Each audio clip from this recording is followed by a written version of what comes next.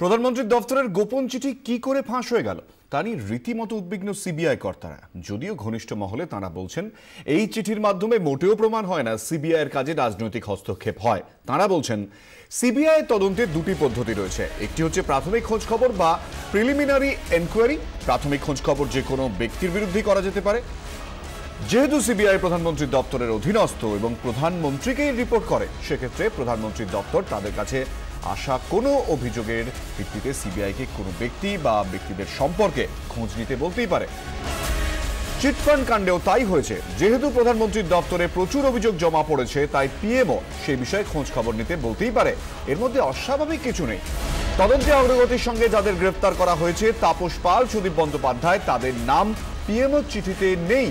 চিঠিতে যাঁদের নাম রয়েছে তাঁদের অধিকাংশকেই তদন্তের পরিধির মধ্যে আনা হয়নি।